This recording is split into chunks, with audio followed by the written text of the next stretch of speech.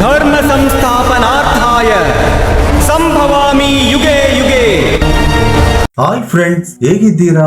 ಇವತ್ತಿನ ಅದ್ಭುತ ವಿಡಿಯೋಗೆ ನಿಮ್ಮೆಲ್ಲರಿಗೂ ಆತ್ಮೀಯ ಸ್ವಾಗತ. ಸ್ನೇಹಿತರೆ, ಇವತ್ತಿನ ವಿಡಿಯೋದಲ್ಲಿ ಪ್ರತಿಯೊಬ್ಬ ಗಂಡನು ತನ್ನ ಹೆಂಡತಿ ಈ 3 ವಿಷಯಗಳ ಬಗ್ಗೆ ತಿಳಿದುಕೊಳ್ಳಲೇಬೇಕು.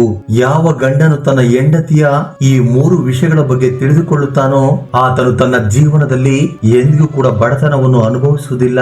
ಅಂತವರ ಕುಟುಂಬ ಯಾವಾಗಲೂ ಲಕ್ಷ್ಮೀ ದೇವಿಯ ಆಶೀರ್ವಾದದಿಂದ ಕೂಡಿರುತ್ತದೆ. ಆ ತಾಯಿಯ ಆಶೀರ್ವಾದ ಆತನ ಮೇಲೆ ಯಾವಾಗಲೂ ಇರುತ್ತಾ ಅಷ್ಟೈಶ್ವರ್ಯವಂತನಾಗುತ್ತಾನೆ. ಆದ್ದರಿಂದ ಪ್ರತಿಯೊಬ್ಬ ಗಂಡನು ಕೂಡ ತನ್ನ ಹೆಂಡತಿಯ ಈ 3 ವಿಷಯಗಳ ಬಗ್ಗೆ ತಿಳಿದುಕೊಳ್ಳಲೇಬೇಕು. ಸ್ನೇಹಿತರೆ, ಆ 3 ವಿಷಯಗಳು ಯಾವುವು ಎಂದು ತಿಳಿದುಕೊಳ್ಳಬೇಕು ಅಂದ್ರೆ ಈ ಕಥೆಯನ್ನು ಪೂರ್ತಿಯಾಗಿ ಕೇಳಲೇಬೇಕು. ಆಗ ಮಾತ್ರ ವಿವರವಾಗಿ ಅರ್ಥವಾಗುತ್ತದೆ. ಧರ್ಮಪುರಿ ಎಂಬ ಗ್ರಾಮದಲ್ಲಿ ಒಬ್ಬ ವ್ಯಕ್ತಿ ವಾಸ ಮಾಡುತ್ತಿರುತ್ತಾನೆ. ಆತನು ತನ್ನ ಹೆಂಡತಿಯ ಬಗ್ಗೆ ತುಂಬಾ ಗಾಬರಿಯಾಗಿರುತ್ತಾನೆ. ಏಕೆಂದರೆ ಆಕೆ ಪ್ರತಿಯೊಂದು ವಿಷಯಕ್ಕೂ ಕೂಡ ಜಗಳವಾಡುತ್ತಿದ್ದಳು. ಆತನು ತಿನ್ನುವುದಕ್ಕೆ ಊಟವೂ ಕೂಡ ಇಲ್ಲದೆ ಕಡು ಬಡತನದಲ್ಲಿದ್ದಾನೆ. ಆತನ ಕುಟುಂಬದಲ್ಲಿ ಬಡತನ ತಾಂಡವಾಡುತ್ತಿದೆ. ಅದೇ ದುಃಖದಲ್ಲಿ ಹೀಗೆ ಒಂದು ಸಾರಿ ಅಡವಿಯಲ್ಲಿ ನಡೆದುಕೊಂಡು ಹೋಗುತ್ತಿರುತ್ತಾನೆ. ಅದೇ ದಾರಿಯಲ್ಲಿ ಒಬ್ಬ ಸನ್ಯಾಸಿಯನ್ನು ಭೇಟಿಯಾಗುತ್ತಾನೆ. ಆಗ ಆ ವ್ಯಕ್ತಿ ಆ ಸನ್ಯಾಸಿಯ ಬಳಿಗೆ ಹೋಗಿ ಅಳುತ್ತಾನೆ. ಏನಪ್ಪಾ, ಏನಾಯ್ತು ನಿನಗೆ? ಏಕೆ ಈ ರೀತಿ ಅಳುತ್ತಿದ್ದೀಯಾ ಎಂದು ಆ ಸನ್ಯಾಸಿ ಕೇಳುತ್ತಾರೆ. ಆಗ ಆ ವ್ಯಕ್ತಿ, ಗುರುಗಳೇ, ನನ್ನ ಹೆಂಡತಿ ನಾನು ಹೇಳುವ ಯಾವ ಮಾತನ್ನು ಕೇಳುವುದಿಲ್ಲ. ನನ್ನ ಜೊತೆ ಪ್ರತಿ ವಿಷಯಕ್ಕೂ ಜಗಳ ಮಾಡುತ್ತಿರುತ್ತಾಳೆ. ಈ ಜಗಳದ ಕಾರಣ ನಾನು ಮಾಡುವ ಚಿಕ್ಕ ವ್ಯಾಪಾರವು ಕೂಡ ಹಾಳಾಗಿ ಹೋಯಿತು. ಆ ವ್ಯಾಪಾರವು ಹಾಳಾಗಿ ಹೋಗಿದ್ದರಿಂದ ಈಗ ನನ್ನ ಬಳಿ ದುಡ್ಡು ಇಲ್ಲದೆ ಬಡತನದಿಂದ ಕಷ್ಟಪಡುತ್ತಿದ್ದೇನೆ. ಆದ್ರೂ ಕೂಡ ನನ್ನ ಹೆಂಡತಿ ನನ್ನ ಬಳಿ ಜಗಳವಾಡುತ್ತಾನೆ ಇರುತ್ತಾಳೆ. ಈ ಸಮಸ್ಯೆಗಳಿಂದ ನಾನು ತುಂಬಾ ಕಷ್ಟಪಡುತ್ತಿದ್ದೇನೆ. ಆದ್ದರಿಂದ ಮನೆಯ ಬಿಟ್ಟು ನಿಮ್ಮನ್ನು ಶರಣು ಕೋರಿ ಬಂದಿದ್ದೇನೆ ಎಂದು ಹೇಳುತ್ತಾನೆ. ಆಗ ಸನ್ಯಾಸಿ, ನೋಡಪ್ಪ, ನೀನು ಅಳಬೇಡ. ಈಗ ನಿನಗೆ ಎಂತಹ 3 ವಿಷಯಗಳನ್ನು ಹೇಳುತ್ತೇನೆ ಅಂದ್ರೆ ಯಾವ ಗಂಡನು ತನ್ನ ಹೆಂಡತಿಯ ಬಗ್ಗೆ ಈ 3 ವಿಷಯಗಳನ್ನು ತಿಳಿದುಕೊಳ್ಳುತ್ತಾನೋ ಅವನ ಮನೆಯಲ್ಲಿ ಎಂದಿಗೂ ಕೂಡ ಜಗಳಗಳು, ಅನರ್ಥಗಳು ನಡೆಯುವುದಿಲ್ಲ. ಆದ್ದರಿಂದ ಈ 3 ವಿಷಯಗಳನ್ನ ಗಮನವಿಟ್ಟು ಕೇಳು ಎಂದು ಒಂದು ಕಥೆಯನ್ನು ಹೇಳುವುದಕ್ಕೆ ಶುರು ಮಾಡುತ್ತಾರೆ. ಒಂದು ನಗರದಲ್ಲಿ ಒಬ್ಬ ವ್ಯಾಪಾರಿ ತನ್ನ ಹೆಂಡತಿಯೊಂದಿಗೆ ವಾಸ ಮಾಡುತ್ತಿದ್ದನು. ಅವರಿಬ್ಬರು ತುಂಬಾ ಪ್ರೀತಿಯಿಂದ ಇರುತ್ತಿದ್ದರು. ಅವರ ಮಧ್ಯೆ ಯಾವುದೇ ರೀತಿಯ ಜಗಳವಿಲ್ಲದೆ ಅನ್ಯೋನ್ಯವಾಗಿ ಜೀವಿಸುತ್ತಿದ್ದರು. ಆದ್ದರಿಂದ ಅವನ ಮನೆಯಲ್ಲಿ ಲಕ್ಷ್ಮೀ ದೇವಿ ಶಾಶ್ವತವಾಗಿ ನೆಲೆಸಿ ಅವರಿಗೆ ಯಾವಾಗಲೂ ತಮ್ಮ ಕೃಪೆಯನ್ನು ನೀಡುತ್ತಿದ್ದರು.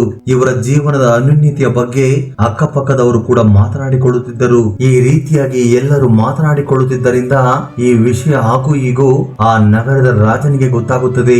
ಆ ರಾಜನು ಕೂಡ ಇವರನ್ನು ತುಂಬಾ ಪ್ರಶಂಸೆ ಮಾಡುತ್ತಾನೆ.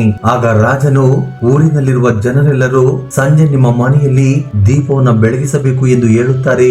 ಆಗ ರಾಜನ ಹೆಂಡತಿ, ಮಹಾರಾಜ, ಪ್ರಜೆಗಳೆಲ್ಲರೂ ಅವರ ಮನೆಯಲ್ಲಿ ಏಕೆ ದೀಪವನ್ನು ಬೆಳಗಿಸಬೇಕು ಎಂದು ಕೇಳುತ್ತಾರೆ. ಆಗ ರಾಜನು, ಈ ದೀಪವು ಪ್ರೀತಿಯ ಸಂಕೇತ. ಯಾರ ಮನೆಯಲ್ಲಿ ದೀಪವನ್ನು ಬೆಳಗಿಸಲಾಗುತ್ತದೋ ಅವರ ಮನೆಯಲ್ಲಿ ಯಾವಾಗಲೂ ಕೂಡ ಪ್ರೀತಿ ಶಾಶ್ವತವಾಗಿ ಇರುತ್ತದೆ.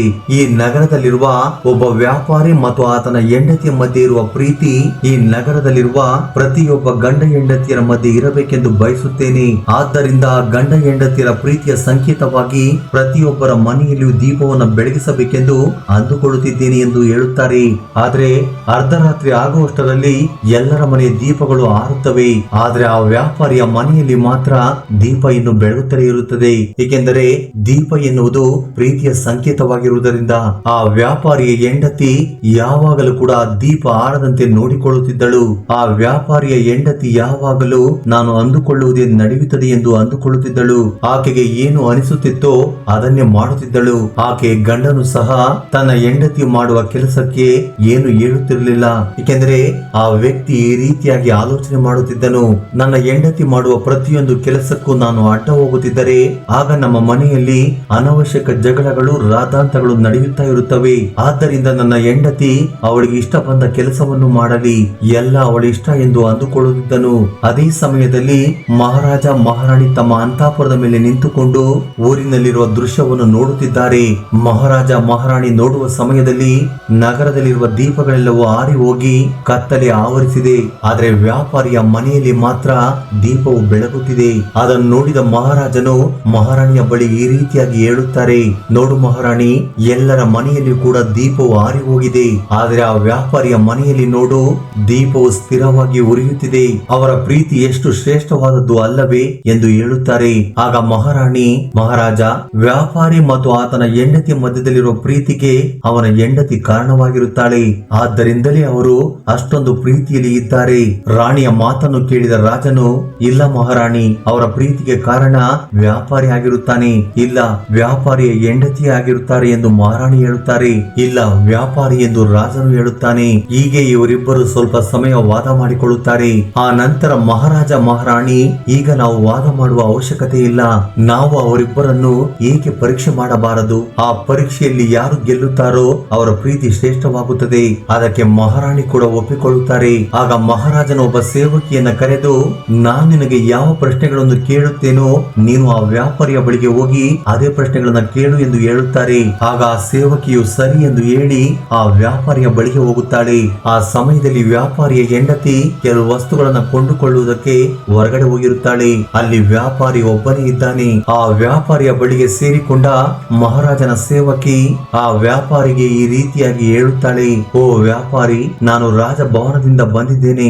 ಮಹಾರಾಜರು ನನ್ನನ್ನು ಕಳಿಸಿಕೊಟ್ಟಿದ್ದಾರೆ. ಆಗ ವ್ಯಾಪಾರಿ, ನೀನು ಬಂದಿರುವ ಕಾರಣವೇನೆಂದು ಕೇಳುತ್ತಾರೆ. ನೀವು ನಿನ್ನ ಹೆಂಡತಿಯನ್ನು ಬಿಟ್ಟರೆ ಮಹಾರಾಜರು ನಿನಗೆ ಬೆಲೆ ಬಾಳುವಂತ ವಜ್ರಾಭರಣಗಳು ಮುತ್ತು ರತ್ನಗಳನ್ನು ಕೊಡುತ್ತೇನೆ ಎಂದು ಹೇಳು ಎಂದು ಮಹಾರಾಜರು ಹೇಳಿದ್ದಾರೆ ಎಂದು ಹೇಳುತ್ತಾಳೆ. ಅದಕ್ಕೆ ಆ ವ್ಯಾಪಾರಿ ಒಪ್ಪಿಕೊಳ್ಳುವುದಿಲ್ಲ. ಆಗ ಆ ಸೇವಕಿ ಮಹಾರಾಜನ ಬಳಿಗೆ ಹೋಗಿ ಆ ವ್ಯಾಪಾರಿಯು ನಿರಾಕರಿಸಿದನು ಎಂದು ಹೇಳುತ್ತಾಳೆ. ಆಗ ಮಹಾರಾಣಿ, ಈಗ ವ್ಯಾಪಾರಿಯ ಹೆಂಡತಿಯನ್ನು ಒಮ್ಮೆ ಪರೀಕ್ಷೆ ಮಾಡೋಣ, ಆಗ ನಮಗೆ ಸತ್ಯ ಅರ್ಥವಾಗುತ್ತದೆ ಎಂದು ಹೇಳುತ್ತಾರೆ. ಮತ್ತೆ ಮಹಾರಾಜರು ಆ ಸೇವಕಿಯನ್ನ ಕರೆದು ಈಗ ವ್ಯಾಪಾರಿಯ ಹೆಂಡತಿಯ ಬಳಿಗೆ ಹೋಗುವುದಕ್ಕೆ ಹೇಳುತ್ತಾರೆ. ಆಗ ಆ ಸೇವಕಿ ಆ ವ್ಯಾಪಾರಿಯ ಹೆಂಡತಿಯ ಬಳಿಗೆ ಹೋಗುತ್ತಾಳೆ. ಆ ಸಮಯದಲ್ಲಿ ವ್ಯಾಪಾರಿ ಮನೆಯಲ್ಲಿರಲಿಲ್ಲ. ಆ ಸೇವಕಿಯು ವ್ಯಾಪಾರಿಯ ಹೆಂಡತಿಯ ಬಳಿ ಈ ರೀತಿಯಾಗಿ ಹೇಳುತ್ತಾಳೆ, ನೋಡಮ್ಮ, ನಾನು ರಾಜಭವನದಿಂದ ಬಂದಿದ್ದೇನೆ, ನನ್ನನ್ನು ಮಹಾರಾಜರು ಕಳಿಸಿಕೊಟ್ಟಿದ್ದಾರೆ ಎಂದು ಹೇಳುತ್ತಾಳೆ. ಆಗ ವ್ಯಾಪಾರಿಯ ಹೆಂಡತಿ ಬಂದ ವಿಷಯವೇನೆಂದು ಕೇಳುತ್ತಾಳೆ. ನೋಡಮ್ಮ, ನೀವು ನಿಮ್ಮ ಗಂಡನನ್ನು ಬಿಟ್ಟರೆ ನಿಮಗೆ ಬೆಲೆ ಬಾಳುವಂತ ವಜ್ರಾಭರಣಗಳು ಮುತ್ತು ರತ್ನಗಳನ್ನು ಕೊಡುತ್ತೇನೆ ಎಂದು ಮಹಾರಾಜರು ಹೇಳಿದ್ದಾರೆ ಎಂದು ಹೇಳುತ್ತಾಳೆ. ಆ ವಿಷಯವನ್ನು ಹೇಳುವುದಕ್ಕೆ ನನ್ನನ್ನು ಕಳಿಸಿಕೊಟ್ಟಿದ್ದಾರೆ ಎಂದು ಹೇಳುತ್ತಾಳೆ. ಆ ಮಾತನ್ನು ಕೇಳಿದ ವ್ಯಾಪಾರಿಯ ಹೆಂಡತಿ, ಇದಕ್ಕೆ ನಾನು ಸಿದ್ಧಳಾಗಿದ್ದೇನೆ ಎಂದು ಹೇಳುತ್ತಾಳೆ. ಅಷ್ಟೇ ಅಲ್ಲದೆ ನಿನ್ನ ಗಂಡನನ್ನು ಕೊಂದರೆ ಮಹಾರಾಜರು ನಿನಗೆ ಅರ್ಧ ರಾಜ್ಯವನ್ನು ಕೊಡುತ್ತೇನೆ ಎಂದು ಹೇಳಿದ್ದಾರೆ ಎಂದು ಹೇಳುತ್ತಾಳೆ. ಅದಕ್ಕೂ ಕೂಡ ಆ ವ್ಯಾಪಾರಿಯ ಹೆಂಡತಿ ಒಪ್ಪಿಕೊಳ್ಳುತ್ತಾಳೆ. ಆಗ ಆ ಸೇವಕಿ, ನೀವು ನಿನ್ನ ಗಂಡನನ್ನು ಕೊಂದಿದ್ದೀಯಾ ಎಂದು ನಾನು ಹೇಗೆ ನಂಬಲಿ ಎಂದು ಕೇಳುತ್ತಾಳೆ.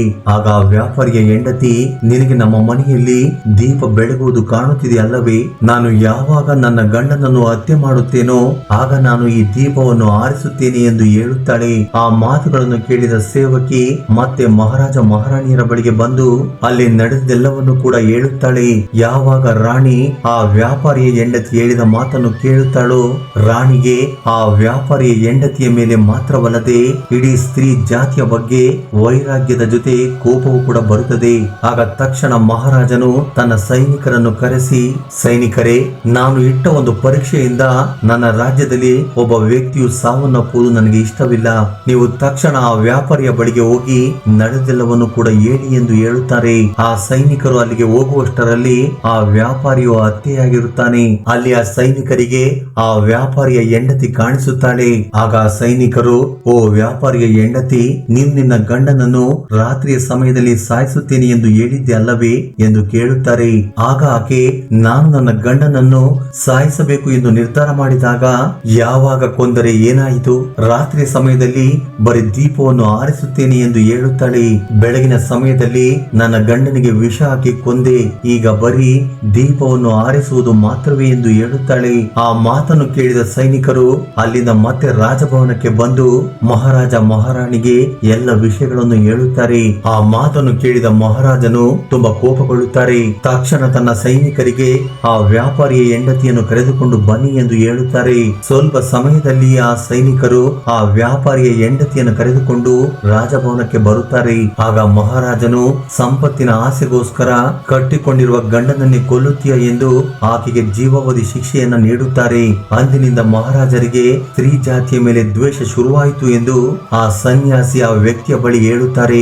ನೋಡಪ್ಪ, ನಾನು ಹೇಳಿದ ಕಥೆಯನ್ನು ಕೇಳಿದೆ ಅಲ್ಲವೇ? ಈಗ ಪ್ರತಿಯೊಬ್ಬ ಗಂಡನು ತನ್ನ ಹೆಂಡತಿಯ ಯಾವ 3 ಗುಣಗಳನ್ನ ತಿಳಿದುಕೊಳ್ಳಬೇಕೆಂದು ಅರ್ಥವಾಯಿತು ಅಲ್ಲವೇ ಎಂದು ಕೇಳುತ್ತಾರೆ. ಆಗ ಆ ವ್ಯಕ್ತಿ, ಗುರುಗಳೇ, ನೀವು ಹೇಳಿದ್ದು ನನಗೆ ಸ್ವಲ್ಪವೂ ಕೂಡ ಅರ್ಥವಾಗಿಲ್ಲ.